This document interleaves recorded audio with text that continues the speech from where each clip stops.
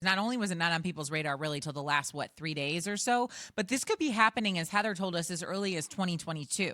Like, this could be a decision as early as today. Like, it could be inevitable very, very soon. Well, today would be the step to say that come 2025, when the media rights held by the Big 12 for those programs, football and basketball, are up, they would want to look elsewhere. That is just standard operating procedure. That's the tipping point. That's the announcement to say, we're leaving.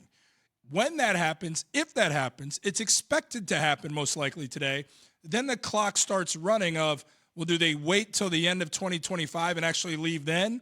Or do they find a way to get out earlier? There'll be heavy penalty, somewhere to the tune of like $76 million each year that they leave earlier. So there's a few ways this could play out. If these two programs, two universities in Texas and OU are like, we want to stay till 2025 so we don't get penalized through the contract of the media rights with the Big 12, and then go, well, the SEC might be like, no, we're not waiting until 2025. We want you by 2022, at the latest 2023. So most likely, if this initial step does happen today, you got to imagine that this takes shape and actually comes to fruition in the next calendar year or two at max. And Heather was telling us this yesterday, and so I'm basically taking this from her, but she pointed something out, and you mentioned the money here. And when Maryland moved to the Big Ten, she said there was a big buyout, essentially, for them to leave the ACC and go to the Big Ten. And it ended up going to court, and they ended up paying a lesser value. I don't remember the exact number. It was about half of what they were supposed to be paying. It was like paying. $33 million, and they cut it to 25 or something along those lines. And so you mentioned the big payout with Oklahoma and Texas. And so if it does happen quicker, perhaps this is something that does go to the court system, and maybe they lessen the blow or whatever it is in terms of moving over to the SEC. But I guess this opens a bigger question now.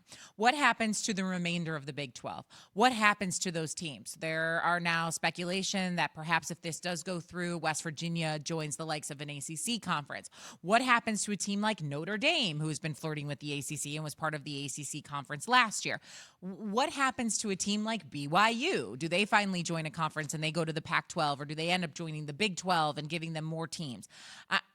What does this mean for everybody else? Well, I saw the metaphor, and I think it plays beautifully in depicting this scenario and where it's at right now with the Big 12 and potentially losing Texas and Oklahoma. It's like going to your favorite huge shopping mall, and the two charter stores that you usually go to in that shopping mall decide they're going to move out and no longer pay rent at that mall. You ain't going to that mall anymore. It no longer becomes a destination, and that's what's on the table right now for the Big 12. So, you can have conversations about what happens to those other schools and those universities and their fan bases that care, but once you talk about losing Texas and Oklahoma, that is the Big 12. The conversation shifts to Notre Dame, and it becomes an arms race for these other conferences.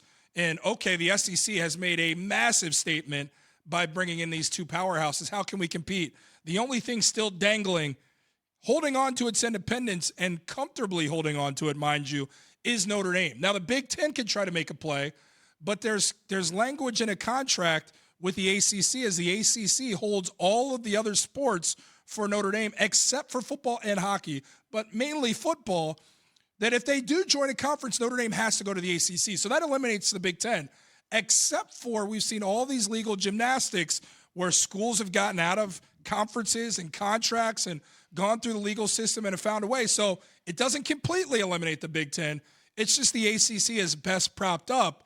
Two, if Notre Dame elects to forego independence, they would most likely come to the ACC. Now, how does that happen?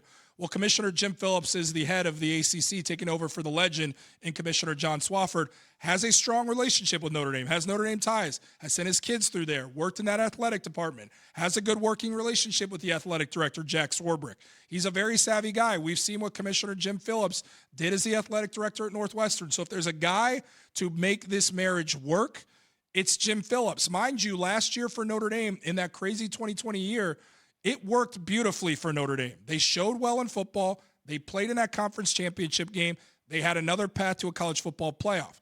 The conversation becomes then, Shae, well, does Notre Dame love their independence so much that they'll forego the money on the table that is presented by joining a conference like the ACC? Well, you got that NBC deal. Notre Dame makes so much money from it. Wrong.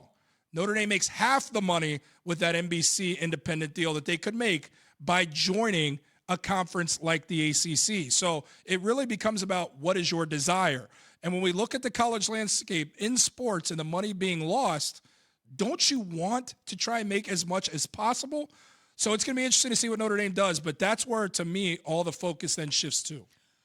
So I guess, is that enough, though, for the ACC? Let's say Notre Dame does join the ACC. Is that enough to make them feel like they're kind of this, for lack of a better word here, just listen, a power conference? The SEC is going to have, and I'm thinking football here because that's what's it's top of mind given the time of year, right? Like, the SEC will have the likes of Alabama and LSU and Texas and Oklahoma and all these major powerhouses. If you look at the ACC, it's like, well, yes, they have Clemson and they have Notre Dame, and that will likely become a rivalry. Maybe Louisville you could throw in there, Virginia Tech. Florida State, Miami are coming. Well, this is what I'm asking you. Like, wearing the ACC hat, is that enough if it's just Notre Dame that joins, where Texas and Oklahoma are two major programs that are going to the SEC?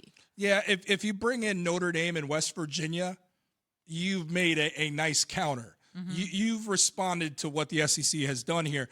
To me, another bigger conversation and how the dominoes fall with this is, are we moving towards 2, maybe 3 super conferences, right, and the college landscape as we know it being completely blown to pieces and obliterated? This is a big step towards what could be a monumental shift. Thanks for watching ESPN on YouTube. For live streaming sports and premium content, subscribe to ESPN Plus right now.